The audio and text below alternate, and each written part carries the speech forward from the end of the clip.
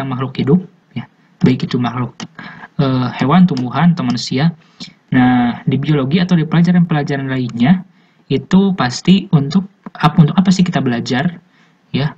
Belajar itu untuk mendapatkan ilmu, ya, untuk diamalkan ilmu tersebut itu kan, untuk dipraktekkan. Nah, dipraktekkan suatu waktu mungkin kita praktekkan untuk memecahkan suatu masalah, gitu kan? Suatu masalah yang ada di sekitar kita. Nah, di semua pelajaran-pelajaran, bukan saja di biologi, di semua pelajaran itu pasti ada yang disebut dengan sesuatu pemecahan, bagaimana memecahkan masalah. Matematika gimana mecahin masalah, soal hitung-hitungan 2x tambah 2y gitu kan. Kalau misalkan di fisika gitu kan, gimana caranya itu buat tekanan udara gitu kan. Ada masalah seperti ini, soal seperti ini tentang elastisitas atau apapun, itu pasti ada permasalahan yang harus kita pecahkan. Nah, di dalam memecahkan masalah, ternyata ada suatu metode yang telah dicetuskan oleh seorang Galileo Galilei. Ya, kalian sudah tahu ya, Galileo Galilei. Dia itu menciptakan suatu metode yang memang ilmiah gitu. Ilmiah, ya, metode ilmiah, kalau yang kita sebut dengan metode ilmiah gitu kan. Nah, metode ilmiah itu adalah metode yang memang kita cara-cara yang memang harus kita tempuh untuk memecahkan suatu masalah secara tersusun atau sistematis gitu kan, metode ilmiah. Biasanya ini digunakan untuk ilmu pengetahuan kan, gitu.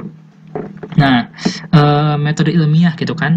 Nah, ini mungkin jadi pelajaran atau materi pertama yang diajarkan di sekolah, itu biasanya metode ilmiah gitu kan, baik di SMP maupun di SMA. Makanya untuk pendahuluan ini, selain saya akan memaparkan tadi tentang biologi yang sudah tadi saya paparkan, saya juga akan memaparkan tentang metode ilmiah gitu kan. Apa aja sih metode ilmiah gitu kan?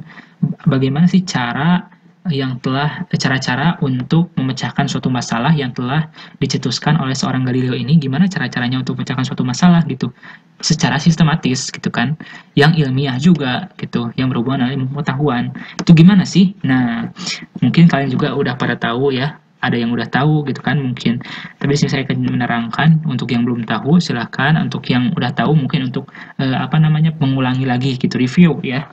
Itu metode ilmiah itu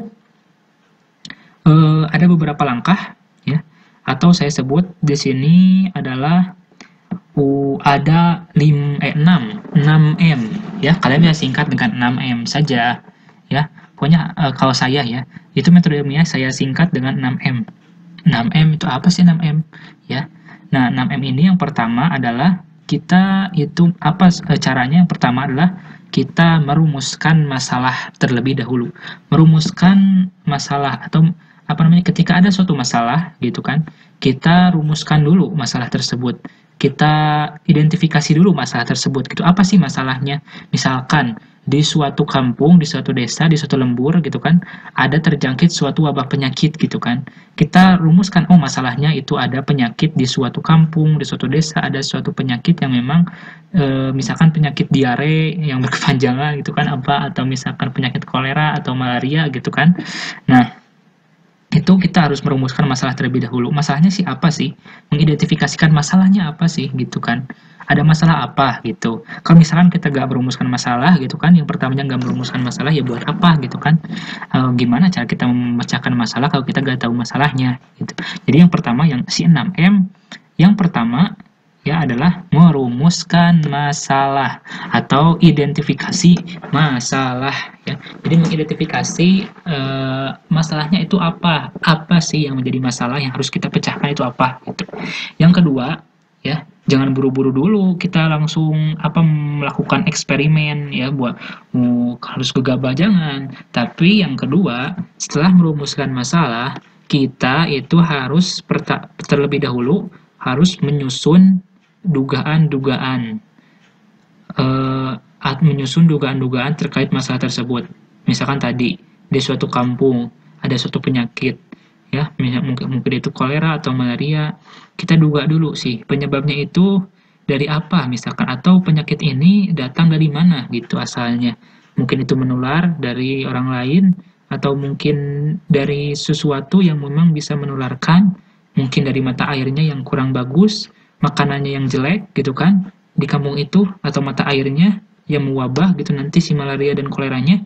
Nah, maka kita harus bisa hipotesis dulu, kita duga, oh, tapi dugaan ini bukan jadi kita apa namanya jadikan satu sandaran ya, kesimpulan bukan, tapi kita hanya menduga dulu, oh mungkin gitu kan, mungkin ini mata airnya yang kotor gitu kan, yang gak sehat gitu, atau makanan-makanannya gitu kan. Itu kita yang kedua, itu kita harus menyusun dugaan-dugaan, atau bahasa Jermannya, bahasa kerennya hipotesis. Hipotesis gitu. Jadi yang kedua, M yang kedua itu adalah menyusun hipotesis.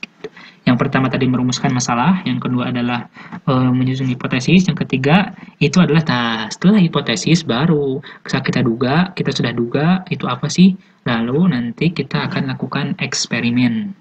Kita lakukan eksperimennya itu buat membuktikan bahwa dugaan kita itu benar atau salah gitu, atau apa sih penyebab yang benar-benar ya dari masalah tadi gitu, apa sih penyebab masalahnya gitu.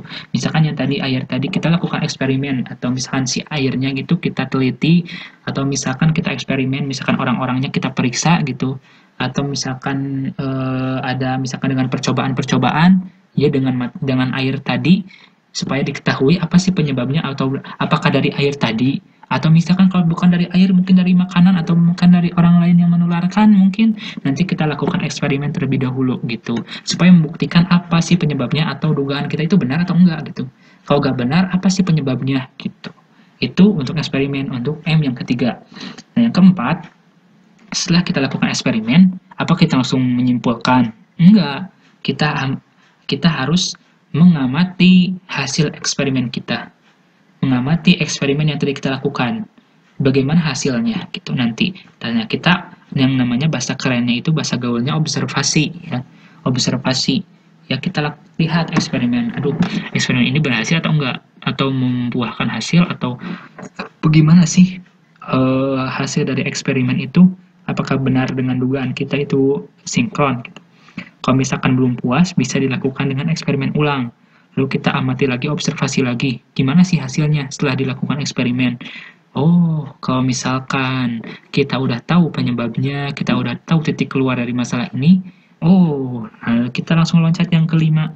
Setelah tadi mengamati atau mengobservasi, yang kelima adalah menyusun hasil penelitiannya. Nah, data-datanya atau menyusun data-data penelitian, setelah kita tahu penyebabnya, kita tahu masalahnya, kita tahu jalan keluarnya, dan keluar dari masalah tersebut, kita tulis. Misalkan kolera yang tadi, malaria yang di suatu kampung itu, oh udah tahu penyebabnya, oh tinggal kita tulis gitu, apa data-datanya, data-data tentang tadi, tentang eksperimen kah, tentang apa namanya, masalah kah, tentang jalan keluar dari masalah itu gitu kan.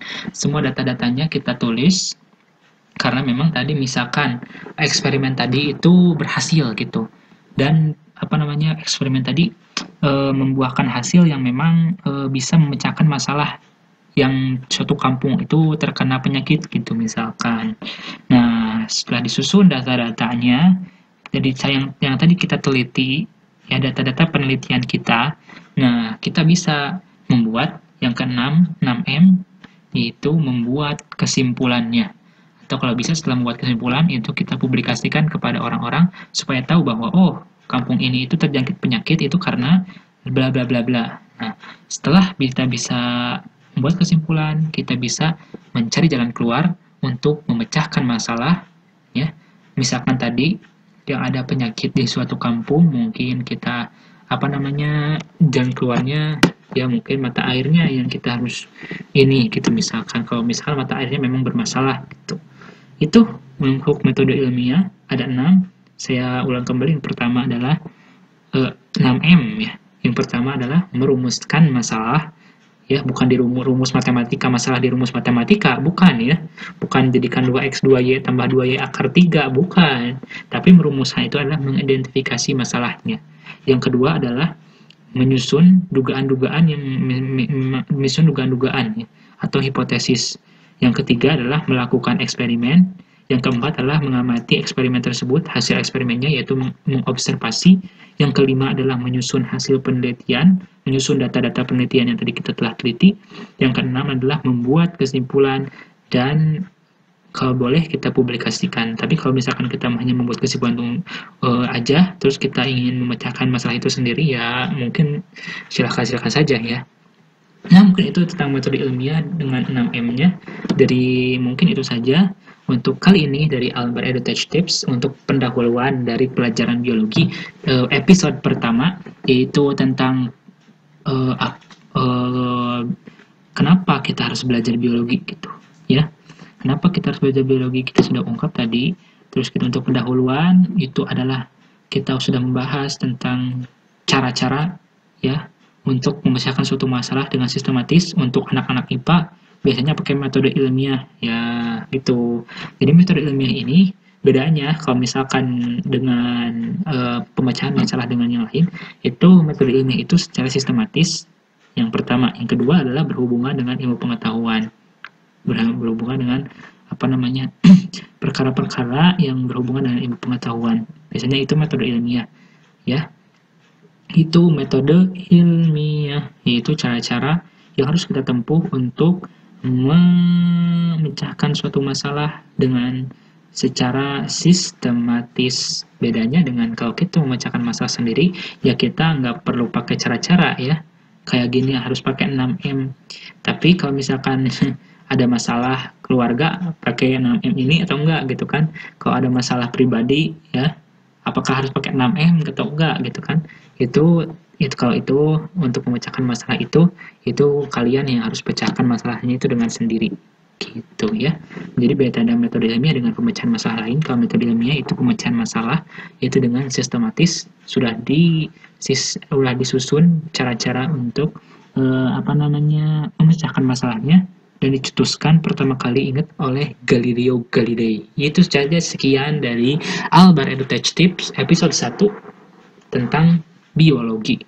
Jadi untuk jangan lupa juga ya, jangan lupa subscribe ya. Kalau misalkan kalian suka dengan video ini, like juga, terus share. Jangan lupa share ya ke teman-teman Facebook, ke teman-teman Twitter, ke teman-teman Telegram, teman-teman Line, ke teman-teman WhatsApp ya. Ya, silahkan kalian share. Nanti insya Allah di kesempatan berikutnya kita akan membahas tentang kita gak jauh-jauh dulu ya, gak jauh-jauh dulu dari ekosistem ekskresi, enggak, tapi kita mempelajari sesuatu paling kecil dari makhluk hidup. Unit terkecil dari makhluk hidup itu apa sih gitu, dasar dari makhluk hidup itu apa sih dasarnya gitu, apa sih. Nah, kita nanti di episode berikutnya akan membahas tentang sel ya, karena sel merupakan awal dari struktur makhluk hidup ya. Itu tentu saja itu dari Albert EduTech Tips episode pertama biologi ya. Jangan lupa subscribe, like, share ya. Assalamualaikum warahmatullahi wabarakatuh. Saksikan video-video yang lainnya di Albert EduTech Tips.